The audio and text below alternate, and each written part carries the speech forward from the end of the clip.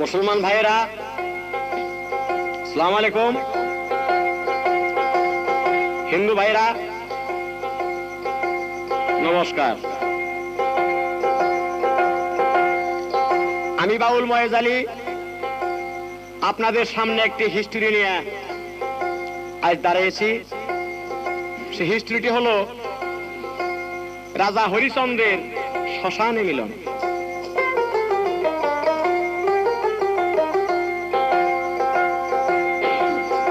আচ্ছা, আছেন যত দেশ বিদেশি শ্রোতা বন্ধু ভাই,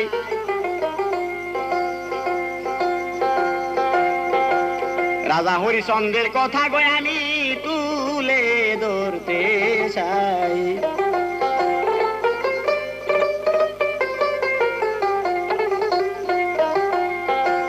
রাজা হরিচন্দ্র এ জগতে রাজত্বের ভার পাইয়া কিভাবে রাজত্ব করে তার ইতিহাস যায় রইয়া। রাজা হরিচন্দ্র মনে মনে একদিন ভাবিতে লাগিল,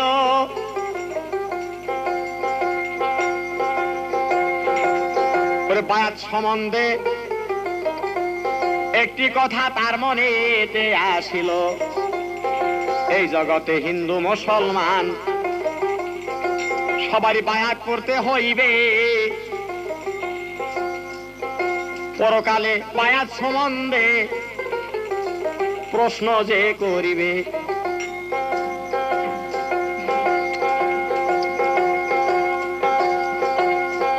তাই একজন গুরুর কাছে চন্দ্র একদিন বায়াত পড়িল। সেই গুরু বায়াত শেষে ভক্তকে জিজ্ঞাসা করিল,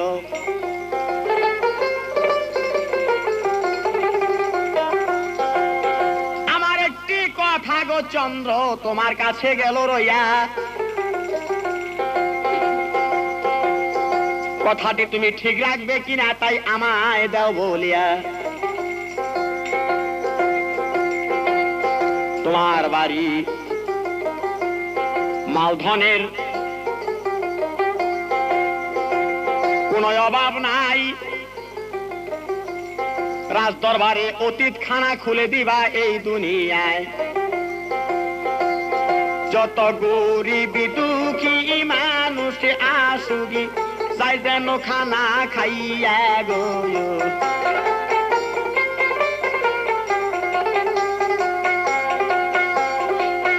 তোমার বাড়ি গরিব দুঃখী যত লোক যাবে আসিয়া, অনাহারে রাজ দরবার থেকে কেউ যায় না যেন ফিরিয়া। কথা শুনে হরি চন্দ্র গো তখন গেল শিকার হইয়া রে।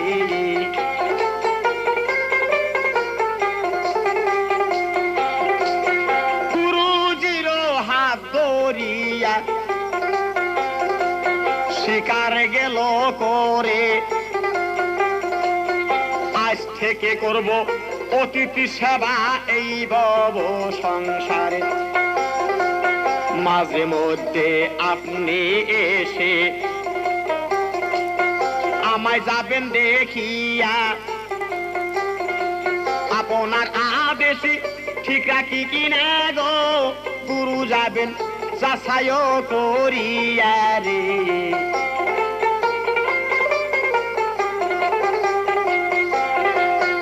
ওই কথা শুনিয়া রে গুরু সেদিন গেল রে বিদায় হইয়া। ভক্তি যখন করলো শিকারে গুরুর হাত ধরিয়া, মাঝে মধ্যে আসবো আমি কিন্তু পরীক্ষা করবার লাগিয়া একটা ভক্ত তুমি আমার গো, তাই তোমায় একটা নালিশ গেলাম দিয়া রে।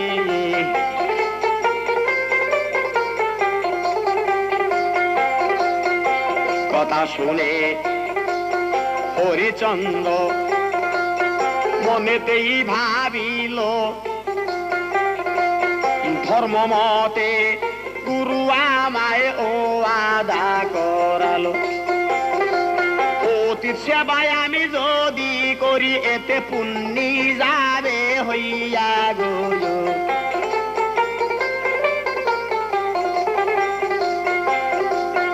এই ভাবিয়া ওই দিন থেকে একটা অতীত খানা খুলিল। যত অতিথি আসে বাড়িতে খাওয়ার ব্যবস্থা করিল। যত গরিব দুঃখীর কাঙ্গাল রাজ দরবারে যায় আসিয়া, রাজা হরিচন্দ্রী খানা খায় গো আগে, অতীতকেই খাওয়াইয়া গো।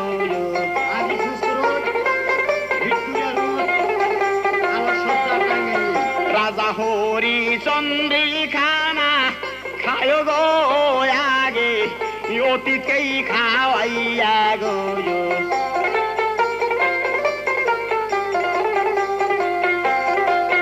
এইভাবে অতীত ছাড়া খানা নাহি খায়। দিকে দিকে 2-1 বৎসর গতরে হইয়া যায়। হঠাৎ একদিন ওই রাজবাড়িতে অতিথি নাই আসিল। সূর্য উঠার পরে থেকে গো সন্ধ্যা, তবু অতীত নাই আসিল গো।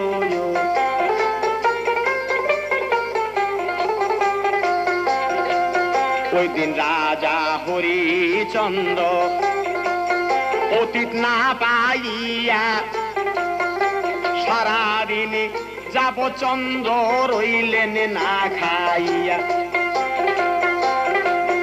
অতিথিকে না খাওয়াইয়া আমি খানা না খাইব, তা হইলে আমার গুরুর কথা নষ্ট হইয়াই যাব। সন্ধ্যার সময় একজন অতীত ধারে আইসা দাঁড়ালো। তার আনে অতীত দেখা গো তাকে দ্বার খুলিয়াই দিল গো।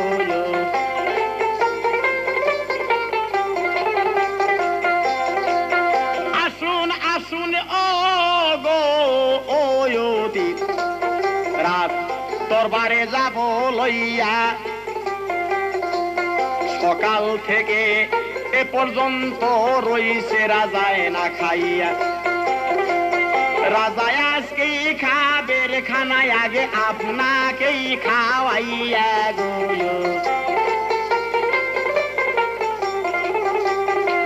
রাজা আজকে খাইবে রে খানায়, আপনাকেই খাওয়াইয়া গো।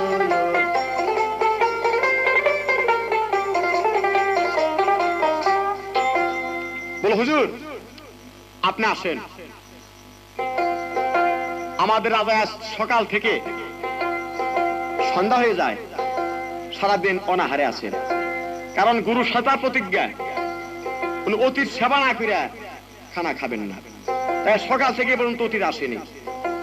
বলো যে হ্যাঁ কথা সত্যই, আমি খাইবার জন্য এসেছি, কিন্তু আমার সঙ্গে এক সত্য আছে।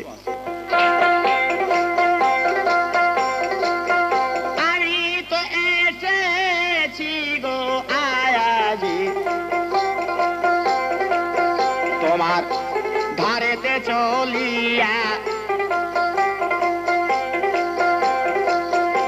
শুধু আমি খানা খাবো না গো, এসেছি কিছু চাহিবার লাগিয়া গো।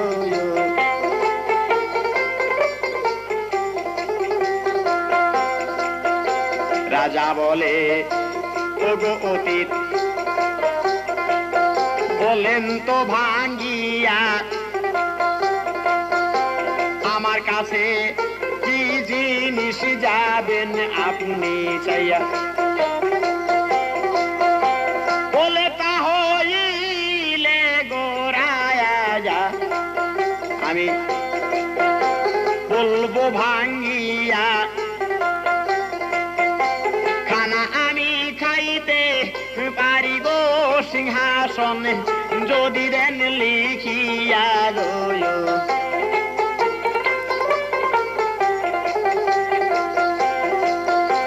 খানা আমি খাইতে পারি গো সিংহাসনে, যদি দেন লিখিয়া গো।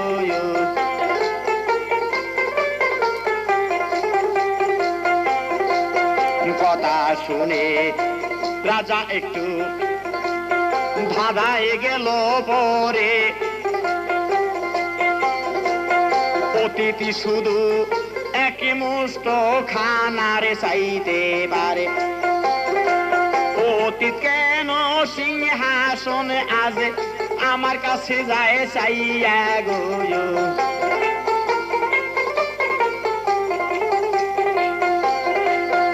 এতে নিশ্চয় কোন সন্দেহ রহস্য গেছে রইয়া। দারোয়ানকে বলল হুজুর থাকেন একটু দাঁড়াইয়া, আমি রানীর সাথে বুঝে আসি গো একটু আন্দরেতেই যাইয়া গো।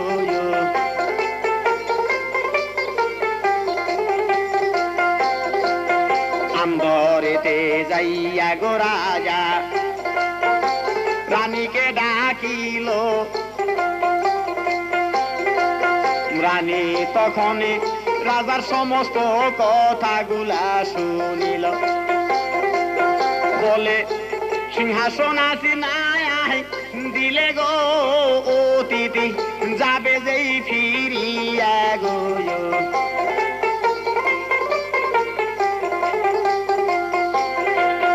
রাজবাড়ির দ্বার হইতে যদি অতি যায় ফিরিয়া,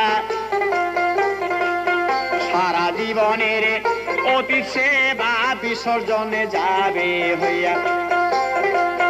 রানী বলে সিংহাসন কেন চায় অতীত হইয়া গো।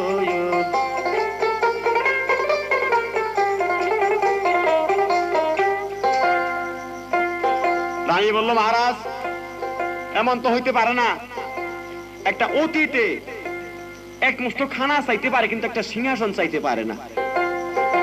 আমার মনে হইতেছে এখানে বিরাট একটা রহস্যময়ী ব্যাপার, তাই হয়তো আমাদের এখানে ঈশ্বর কিছু পরীক্ষা করিতেছে। ঠিক আছে, যদি সে অতীতে সিংহাসন না দিলে খানা না খায়, তবু আমরা গুরুর কথা অমান্যতা করব না। গুরুর সঙ্গে যে ওয়াদা করছি তাই আমরা করব, ঠিক রাখবো। যান, সিংহাসনে তাকে আমরা দান করিয়া দেব।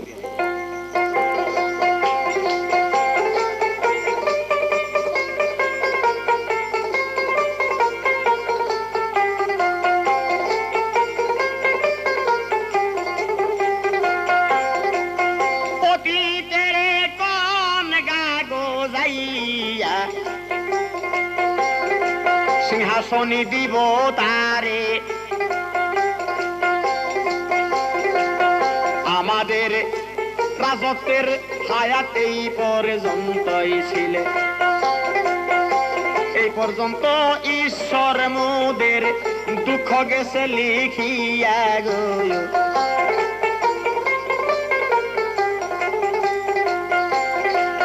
ধীরে ধীরে রাজা তখন ধারে চলেই গেল। রাজায় বলিতেই লাগিল, আমার রানী সিংহা সন্তা গো হুজুর দিয়েছে দান করিয়া গো।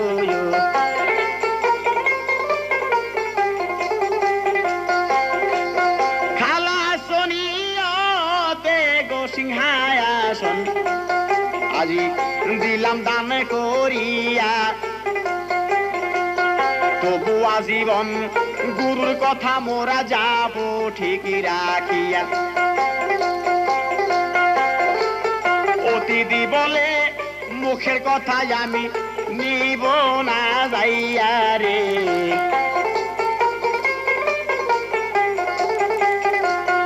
উজি নাজির পাত্র মিত্র তোমার গেছে রইয়া, তাদের সামনে কাগজপত্র দিবে আমায় করিয়া। রাজা হরিশচন্দ্র নিয়ার গেল তাই স্বীকার করিয়া রে,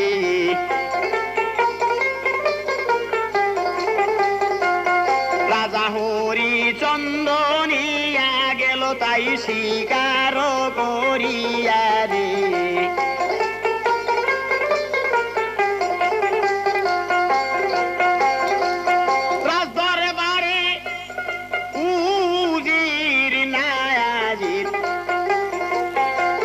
মিত্র যত ছিল তাদের সামনে রাজা হরিচন্দ্র রাজ্য লিখে দিল, আজ হইতে গুরুর কথায় আমি রাজ্য দিলাম দিয়া রে।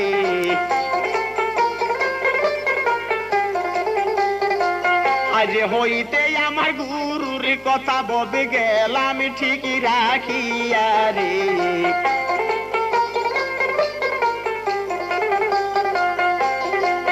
সিংহাসন অতীতের নামে যেদিন দিল লিখিয়া,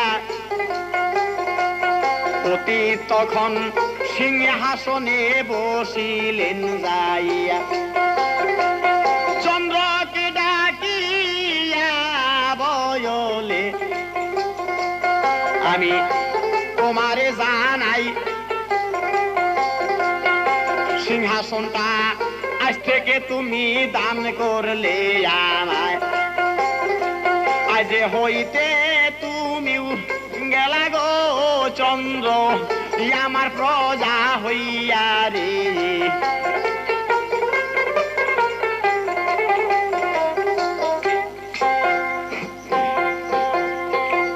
আজ থেকে তুমি আমার প্রজা হয়ে গেলে, কারণ যেটা আমাকে দান করিয়া দিলে। তাই আমি তোমাকে একটা কথা বলতে চাই। কি কথা হুজুর বলেন?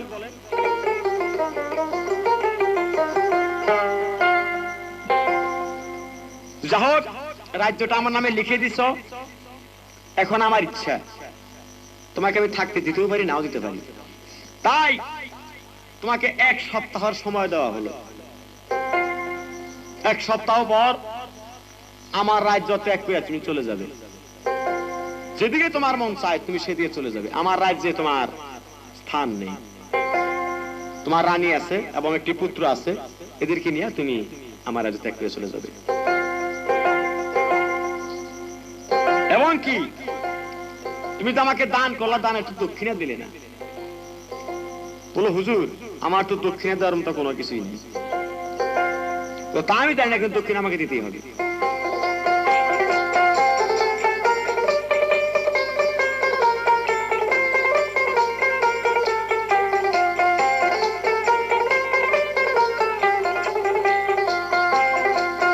দান করিলে দানের দক্ষিণা দিতে হবে গিয়া রে।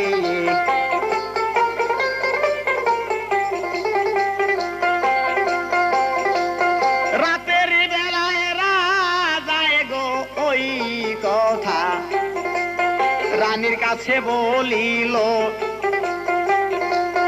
1 সপ্তাহ থাকার জন্য অতীত রাজায় সময় দিল। এক সপ্তাহ পর যাইতে গো হবে এই রাজ্যতে করিয়া রে।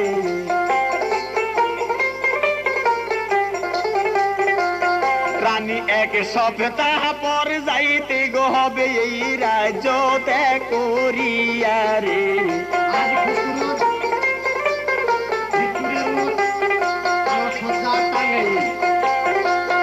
কথা শুনে রানী বয়লে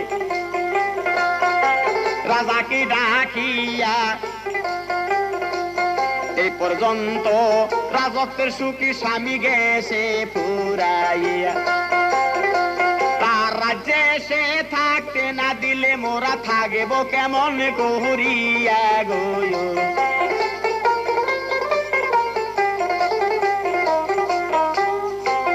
স্বামী রাজা বলতেছে রানী তাহলে কি রাজ্যটা দিয়া একরকম ভুল হলো নাকি? বলো স্বামী ভিক্ষুককে ভিক্ষা দিয়ে সে ভিক্ষা কোনোদিন ফেরত নেওয়া যায় না। আমরা দান করে দিছি খালাস নিয়তে, ও কথার চিন্তা করে লাভ নেই। তারা যদি থাকতে না দেয় আমরা জোর করে এখানে থাকতে পারবো না। ঠিক আছে চলেন আমরা এক সপ্তাহ পর যেদিকে দুই চোখ যায় সেদিকে আমরা চলে যাব। এক সপ্তাহ পর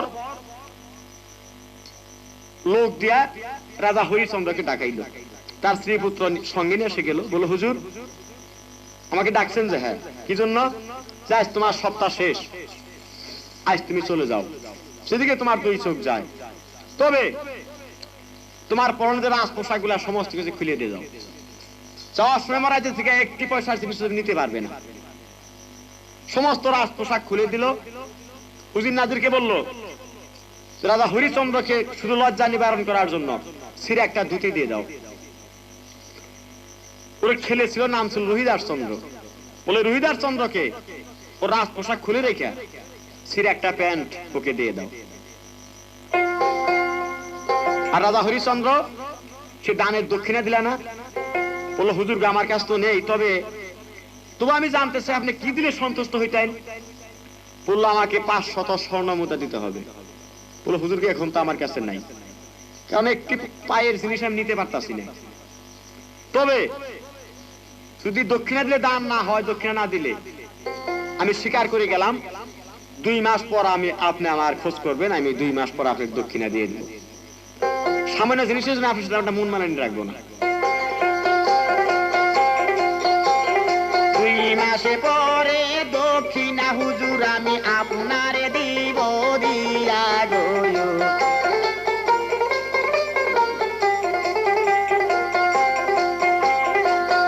অতিথি বলে ও গো জয়ন্দ্র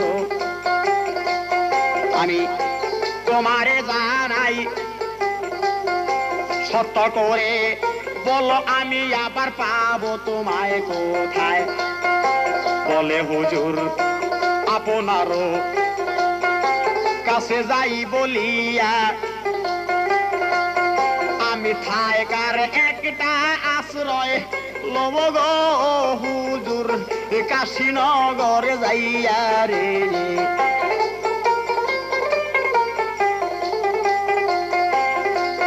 কাশীনগর গেলে পাবেন আমাকে,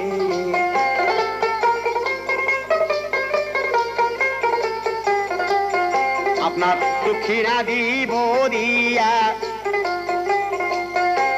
আপনার সাথে ঋণ আমার যাবে পরিশোধ হইয়া।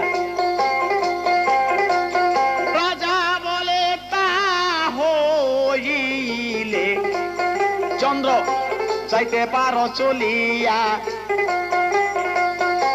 2 মাসের কথা তুমি গো চন্দ্র যাইও না বলিয়া রে।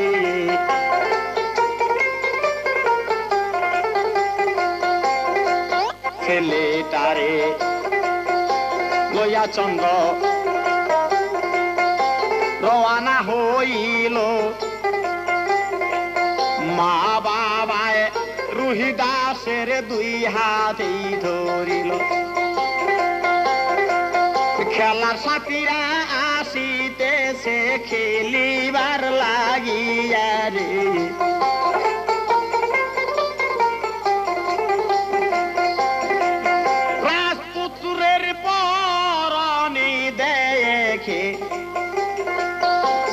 প্যান্টি গেছে রইয়া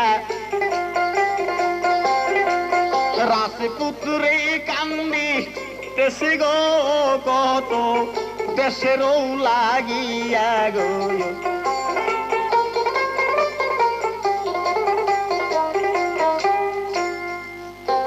খেলার সাথী যে সমস্ত ছোট ছোট পোলাপান বলতেছে রোহিদাস রাজপুত্র তোমাদের ছাড়া আমাদের খেলা জমে না, তাই তুমি আজ কোথায় চলছো? তোমার পরনে কেন ওই সিরা প্যান্ট? তোমার রাজ পোশাক কই? এসো, তোমার সঙ্গে আমরা খেলেবার জন্য এসেছি। রাজা বলতেছে বাবা আমরা রাজা নেই আছি, আর রোহিদাসও রাজপুত্র আর নেই, আমরা পথের ভিক্ষুক, আজ থেকে পথে ভিক্ষা করে করে খাবো। আমার রোহিদাসকে তোমরা ভুলে যাও এবং মাফ করে দাও। রোহিদাস আজীবন তোমাদের মধ্যে আর কোনোদিন আসবে না। রোহিদাস বলতেছে বাবা এবং মা তোমরা আমাকে রেখে যাও, বলে যাও তোমরা কোথায় থাকবে, আমি সারাদিন খেলা শেষ করে সন্ধ্যার সময় ফিরে তোমাদের কাছে আবার আসবো।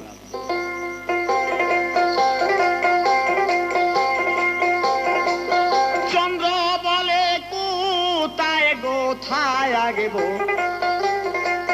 আমাদের নিমিট করা নাই,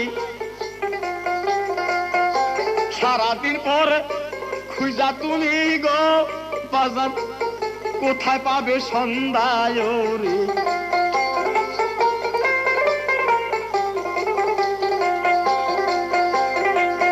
তোমাকে আমরা আজি সঙ্গেই যাব লইয়া, খেলার সাথীদের কাছে তুমি আসো ক্ষমা লইয়া। রোহিদাসে তখন কানতে লায়া গেল সাথীদের দিকে চাইয়া, এ জনমের মতো বন্ধুরা গো তোমরা আমায় দিও মা করিয়া রে।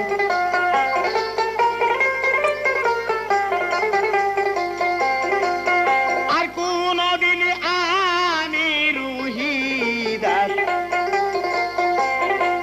ফিরে না আসিব, তোমাদেরকে কোনো কথাই আমি কোনদিন না বলিব। এই বলিয়া বাবা মায়ের সঙ্গে যাইতেছে চলিয়ার।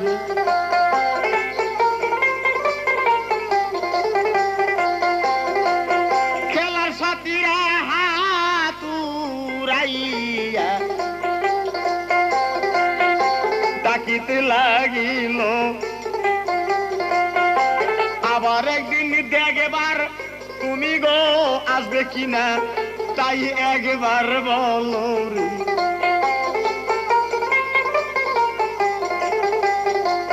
খেলার সাথীরা কানতে লাগলো রাস্তার দিকে চাইয়া, বলে আজ হইতে একজন সাথী মোদের গেল রে হারাইয়া।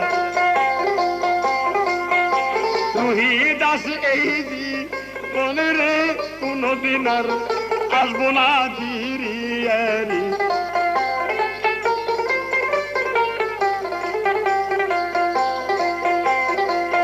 কাশীনগর যাইয়া গো এরা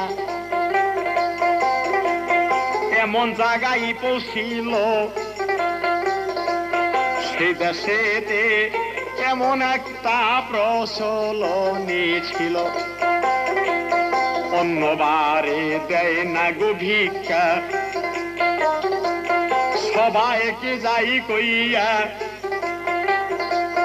এক সপ্তাহ পরে ভিক্ষা গো একদিন দেয় শুক্রবার দেখিয়া রে।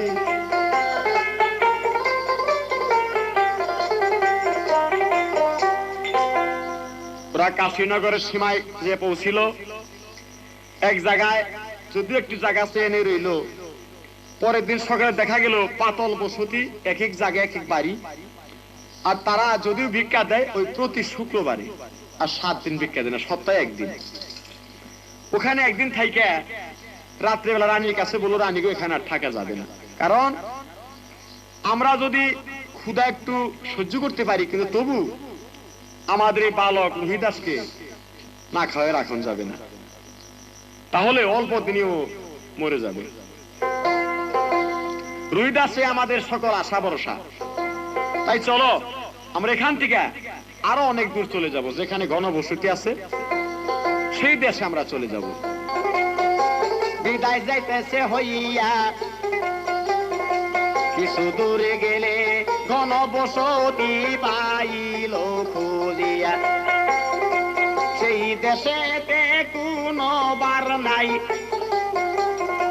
সবার বিকা দে যে আসিয়া গইল।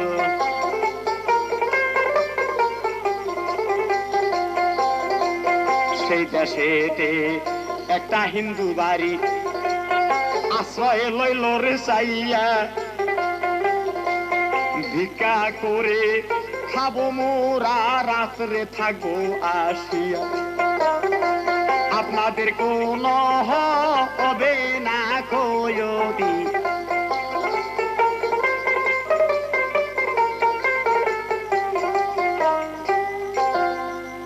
এক ধনী বাড়ি দিয়ে বললো, একটা হিন্দু বাড়ি, বলল হুজুর আমরা নেহাত গরিব মানুষ, আমরা সর্বহারা, কোনো ঘর বাড়ি আমাদের নেই, আমরা রাস্তায় রাস্তায় ভিক্ষা করে খাই, তাই আপনার বাড়িতে 3-4টা ঘর দেখা যায়, লোকজন তেমন দেখি না, যদি আপনি এখানে আশ্রয় দিতেন আমরা এখানে থাইকা সারাদিন ভিক্ষা করে এসে রাত্রে এখানে থাকতাম।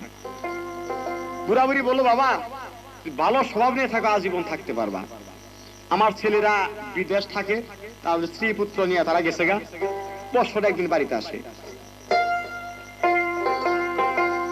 তাহলে থাকো, তোমরা থাকলে আমাদের সাহস হবে, তোমাদের সঙ্গে অনেক সময় দুঃখ সুখের আলাপ আলোচনা করন যাবে। সেই বাড়িতে ওই সর্বহারা জাগা লইল চাইয়া রে,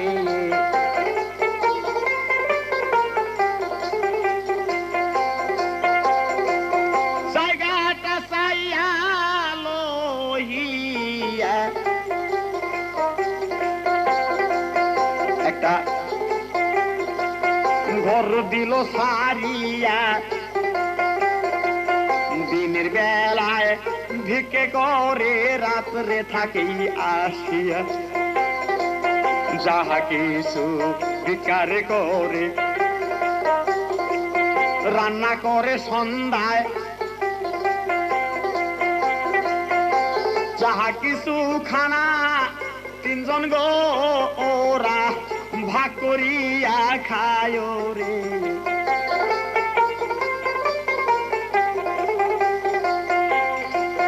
ভিক্ষার খানায় কিন্তু উদর বরে না,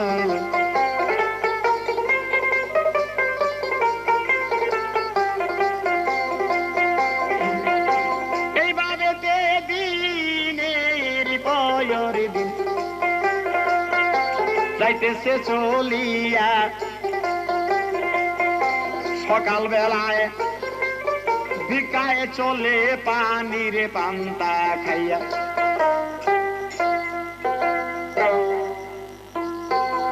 সকাল বেলায় রাবাস করে কি রাত্রে রান্না বান্না করে খাওয়া দাওয়ার পর যা কিছু থাকে ওই আবার সকাল বেলায় 3 জনে ভাগ করে খাইয়া, রাজা হরিচন্দ্র ওই ভিক্ষার ঝুলিটা হাতে নিয়ে একদিকে চলে যায়, ওই ছিঁড়া ধুতিটা পরনে, আর রানী রুহিদাসকে নিয়ে একদিকে ঘুরতে যায়।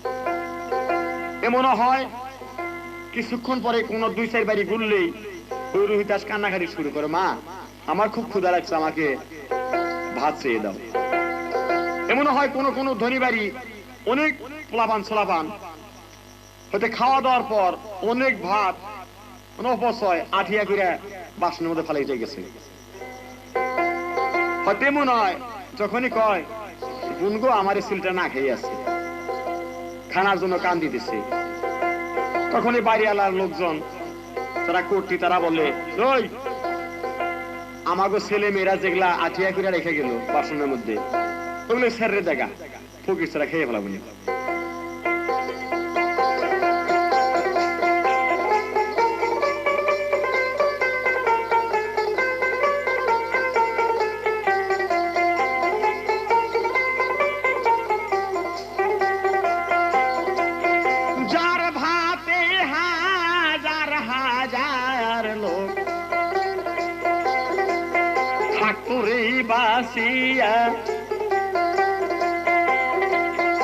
সে এখন খায় আইসা খানা রে দেখো পরের বাড়ি চাইয়া রে।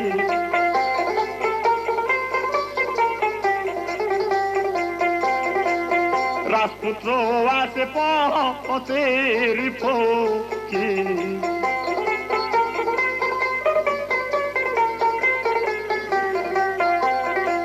সকলি গেছে ফুরাইয়া জীবন বাঁচানোর তাগিদে রে রাজপুত্র আইটা খানাই যায় খাইয়া রে।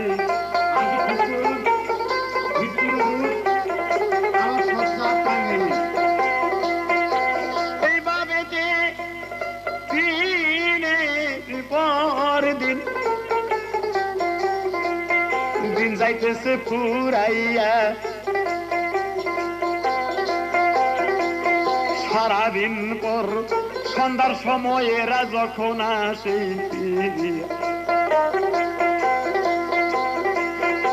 খাওয়া দাওয়ার পরের যখন তিনজন একে বিছানায় যায় শুইয়া ছেলে যারে যার কান্দে তখন রে দেখো দেশের কথা কইয়া রে।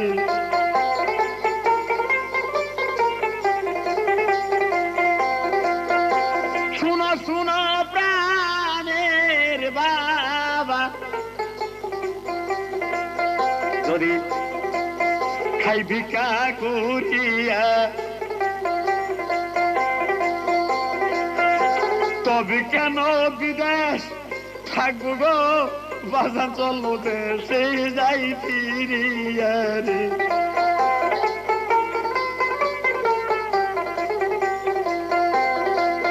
দেশের লোকে দেখলে চিনতে পারবে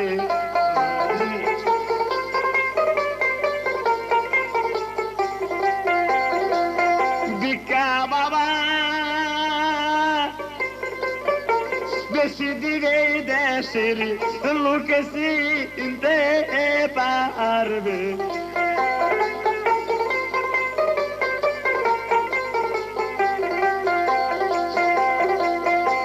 এমন রুহি দাস দিলি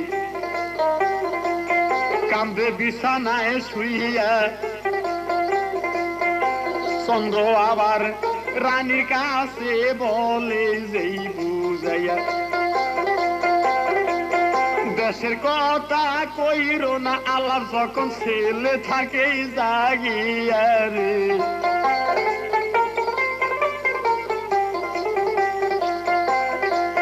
দেশের মায়া যে বড় রে মায়া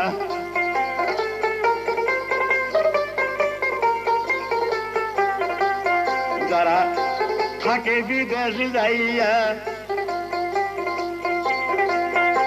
রাতের বেলায় দেশের কথা গো তাদের মনে যায় পুরিয়া রে।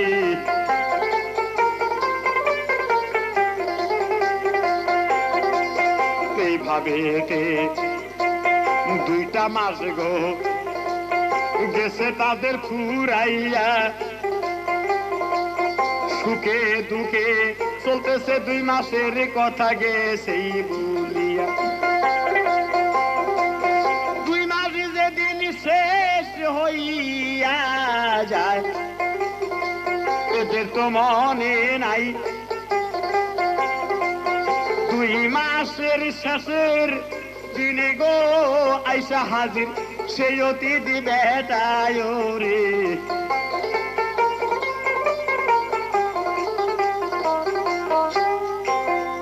বলো চন্দ্র, আমার সঙ্গে তোমার কথা ছিল, তুমি আমাকে দান করেছো কিন্তু দক্ষিণাটি দেও নাই। আজ তোমার 2 মাস শেষ, আমার সঙ্গে বেয়াদবি করো না। অনেক পরিশ্রম করে আমি এসেছি, সেই দক্ষিণাটা দিয়ে দাও।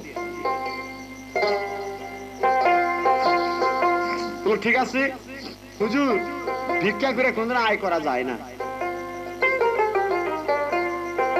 তাই অনেক দুঃখের মধ্যে আমাদের জীবন কাটিতেছে। সেই 500 স্বর্ণ মুদ্রার কথা আমাদের কিছুই মনে নেই। যাই, তবু আপনার সঙ্গে আমরা বেয়াদবি করব না, এবং কি আমার গুরুর কথা আমি অলঙ্ঘন করব না। আপনি একটু বসেন, আমি টাকা সংগ্রহ করে নিয়ে আসি। অতীত রাজাকে সেখানে বসাই রেখে স্ত্রী এবং পুত্রকে নিয়ে রওনা হইল। আবার নিকটেই একটা বাজার হইতেছে, ওই বাজারে গলিতে গলিতে ঘুরতেছে আর ঘোষণা করতেছে রাজা হরিচন্দ্র, কেউ কৃতদাসী কিনবেন গো, কৃতদাসী। এক ব্রাহ্মণের আবার স্ত্রী মারা গেছে। ব্রাহ্মণ বললো, কে বিক্রি করবে কৃতদাসী? বলে, আমি বিক্রি করবো। কই? যেটা আমার পিছে। তার বেটায় কয় কি, এ তো রাজরানীর মতো চেহারা। তাহলে চলো যাই, হাটের বাইরে যে আলাপ করি।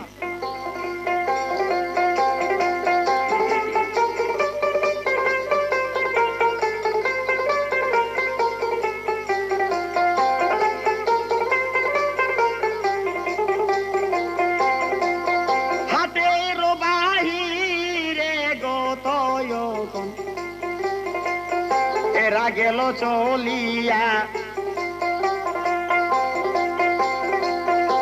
চন্দ্রে তখন সমস্ত হিস্টোরি বলতে লাগলো ভাঙ্গিয়া। 500 স্বর্ণ গোমুদ্রায় আমি ঋণ গেছি রইয়া, সেই জন্যই আমার বিবাহিতা স্ত্রী দিব বিক্রি করিয়া। তো বুড়িন আলার কাছে গিয়া আমি ক্ষমা যাব লইয়া রে।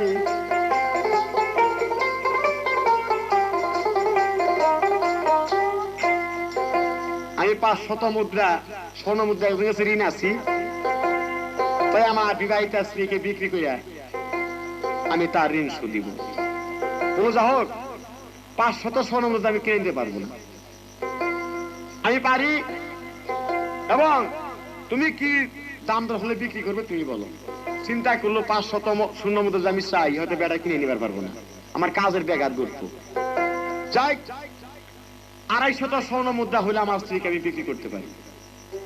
ঠিক আজের মতো তাহলে অতীত রাজাকে আমি অর্ধেক দিয়ে বিদায় করে দিই, আর অর্ধেকের জন্য সময় নেই, পরে পাশে আবার একটা করে দেওয়া যাবে। তো তুমি যে তোমার স্ত্রীকে বিক্রি করতেছো, তোমার স্ত্রী কি রাজি আছে? জিজ্ঞাসা করে দেখো তাকে, জিজ্ঞাসা করো তোমার স্বামী তোমাকে বিক্রি করতে চায়, তুমি রাজি আছো কিনা। বলো যে হ্যাঁ, আমার স্বামী গুরুর কথা রক্ষা করতে যে আমাকে বিক্রি করে আমি রাজি আছি, কারণ আমার গুরু হলো আমার স্বামী। স্বামী হলো নারীদের কাছে বড় গুরু।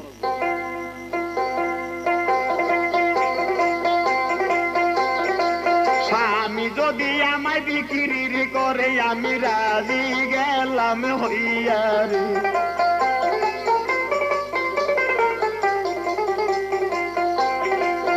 তবু ঠিক রাখিব স্বামীর গুরুর কথা,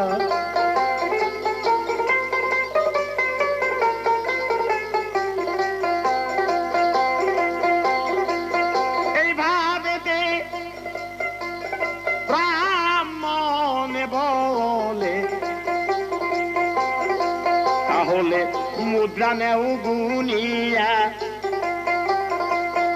আজীবনের মতো তোমায় আমি নিব যে কিনিয়া। তোমার ছেলেটা তোমার স্বামীর কাছে আসো রাখিয়া, আমি কিন্তু ওই ছেলের কোনটাই নিব না গোসিয়া। বলতেছে দেখো তোমার ছেলে তোমার স্বামীর কাছে রেখে আসো, তোমার আমি আজীবন মতো কিনে নিতেছি এই জন্যই যে তোমাকে দেখ জুলুম হোক আয়েসির হোক প্রত্যেকটা কাজ করানোর জন্য। আর তোমার ছেলে হলো নাবালক, এই ছেলে তো কোনো কাজ করতে পারবে না, কোনো কাজই করতে পারবে না। আমি ব্রাহ্মণ, আমি 4 পয়সা 5 পারবি না, আমি কিন্তু তোমার ছেলে ভাত খাবার আমি কিছুই কইসা নেব না, তোমার স্বামীর কাছে রেখে আসো। কথা শুনে রাজা হরিচন্দ্র 250 মুদ্রা হাতে নিয়ে অবাক হয়ে দাঁড়িয়ে দিল, কোনো কথা তার মুখে নেই। তখন মায়াও দাঁড়িয়ে দিল, আর কোনো কথাই কয় না। তাদের তোমার ছেলে আমার সঙ্গে নিয়ে যেতে চাও তাহলে কিন্তু আমি তোমাকে কিনেই নিব না। আমি একজন কিনে নিয়ে আরেকজন আমি ভাত কাপড় তুমি মাগ নাই, আমি পারবো না। দুই দিকে দুজন দাঁড়িয়ে রইল, এদিকে ছেলে একবার মায়ের দিকে তাকায়, একবার বাবার দিকে তাকায়।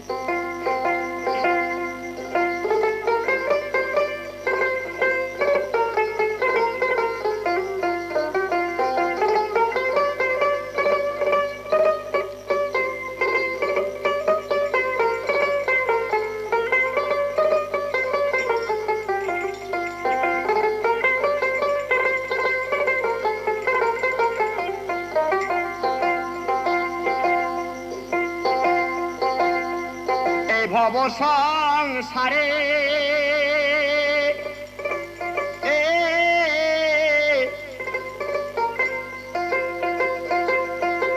মায়ের মতো এত আপন গো ববে আর কে হতে পারে রে। মা জননী দিন দুঃখিনী রে,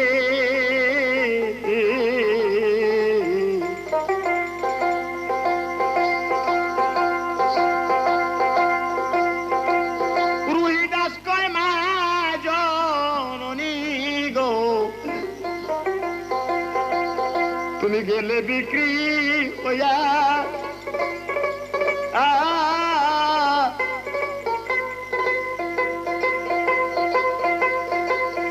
এখন দুইজন দুই রাস্তাতে যাবে গো মা জননী।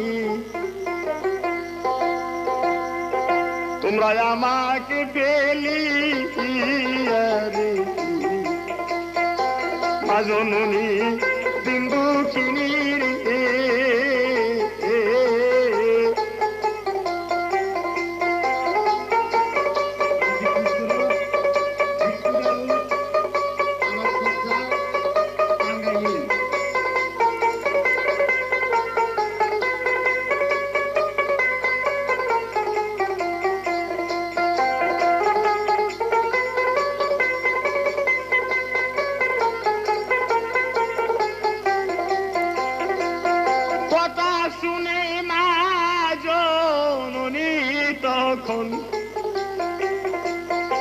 ছেলের দিকেই চাইয়া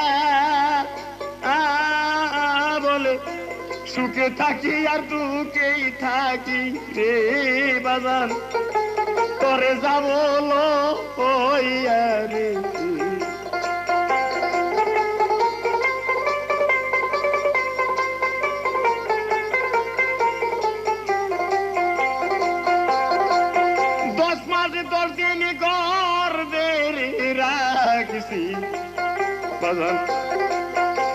কত কষ্ট করিয়া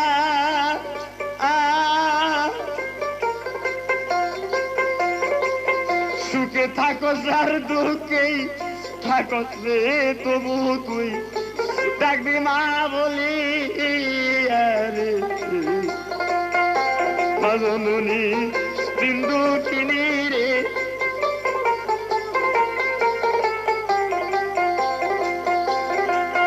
তোরে যদি যাই তুইয়া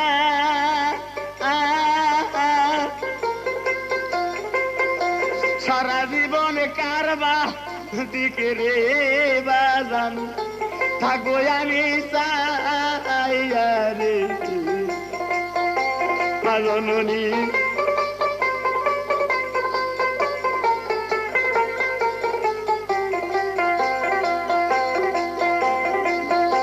কথা শুনে রুহিদাস তখন মাকে ধরলো জড়াইয়া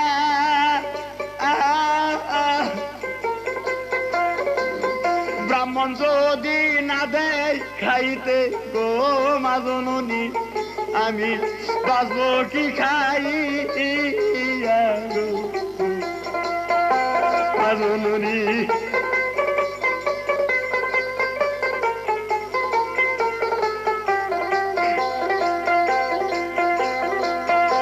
রানী বলে ও রে রুহিদার বাজান তোমার যাই কইয়া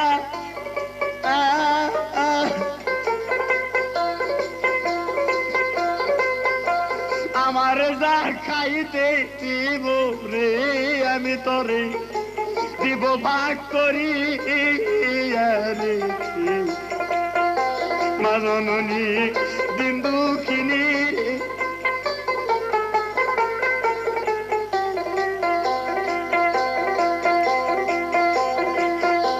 এই না সং এই ভব সংসারে দেখো মায়ের মতো এমন আপন রে ববে আর কেবা হইতে পারে রে মা জননী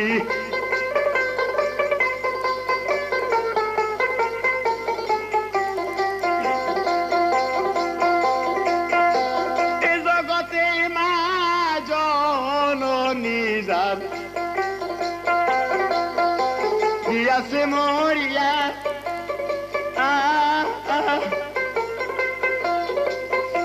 এ জগতে মা ডাকুরে তার গিয়াছে পুরা রে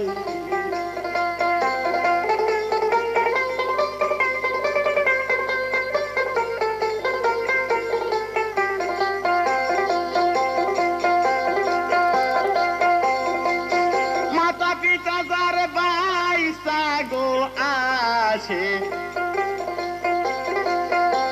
এই ভব সংসারে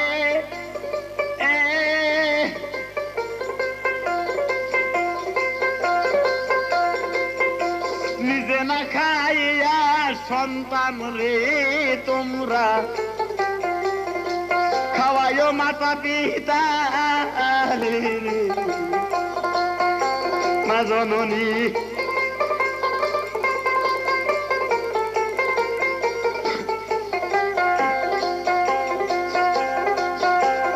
দাসের মায়ে বলে আমরা যাব যে চলিয়া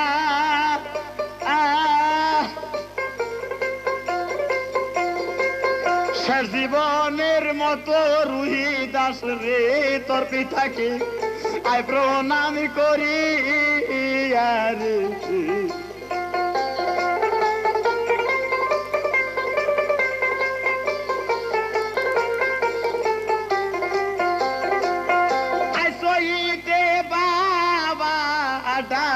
তোর ভবে যাইতেছে ফুরাইয়া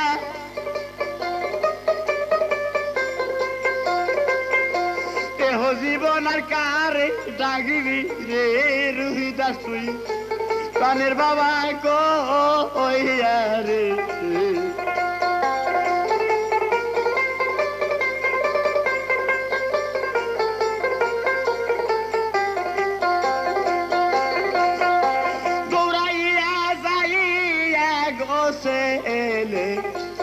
তখন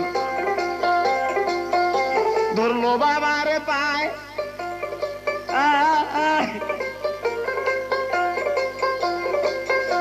এ জনমের মতো বাবা গো তুমি মাফ কইরো আমায় রে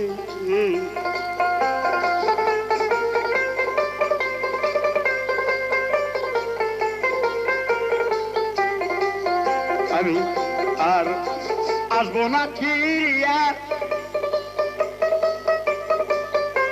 আর কোনদিন না ডাকিব রে তোমায় বাবা কহিয়া রে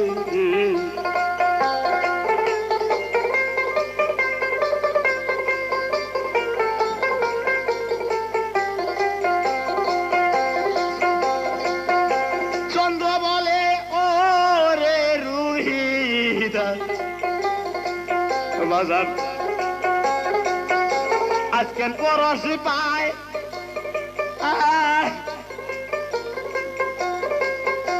আজকে আমাদের সে দেখা রে বাজার আমার বুকে আয়ো রে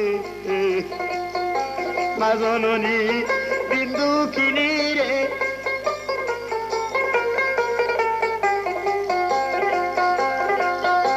বাবা তখন রুহি দাসকে তাই না বুকে নিল ও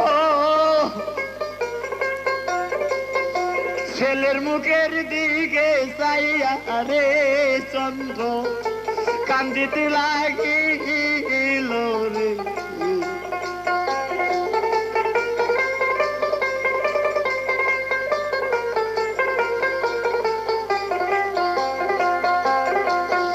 আমার কথা কোন দিন যদি রোহিদাস চাকর মনে পড়িয়া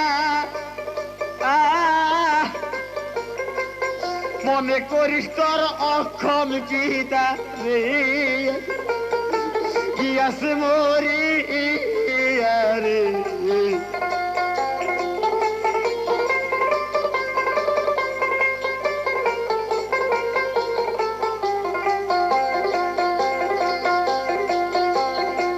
ছেলের মাথায় হাত উঠাইয়া কত দোয়া দিল করে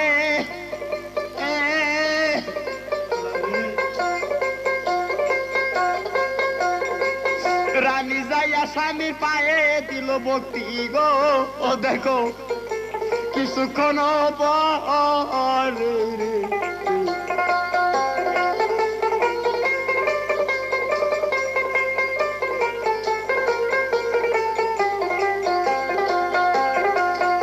আসইতে প্রাণের গোস্বামী তোমার যাইতেছি সাইয়া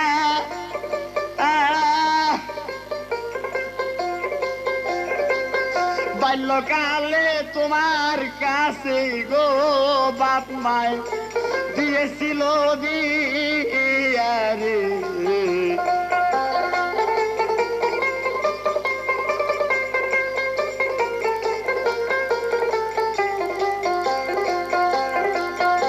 বয়সকালে তুমি গো আমায় দিলে বিক্রি করিয়া আশা ছিল খেজমত করব গো তোমার জনম মরি রে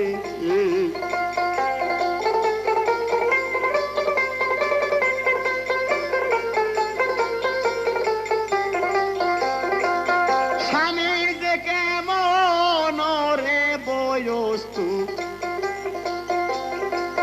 স্বামী যাহার নাই ঘরে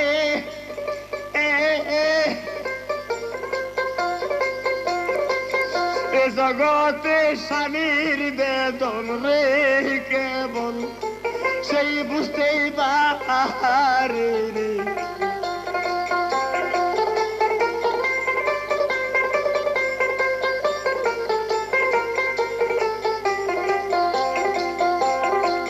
কিছুক্ষণ পর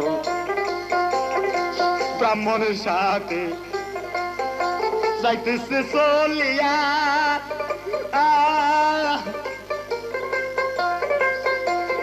কিছু দূরেও যাইয়া রোহিদাস গো ডাকে বাবা বাবা কইয়া রে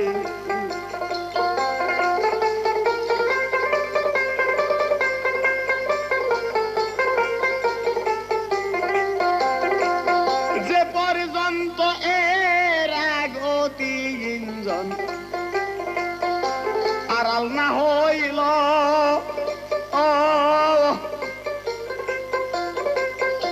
ধুধু বালু চরের মধ্যে রে চন্দ্র দাঁড়াইয়া রহিল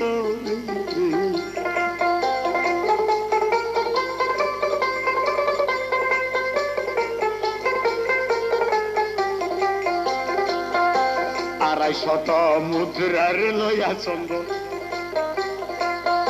বসে দাঁড়াইয়া নিদয়ালিষ্টুর মুদ্রা রে তুই নিলি আমার শ্রীপুত্র কারিয়া রে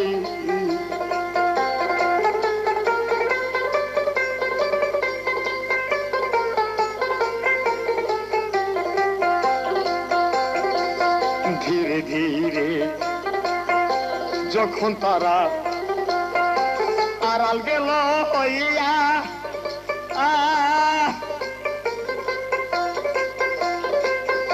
চন্দ্র তখন আপন গৃহে গো দেখো চাইতেছে ফিরিয়া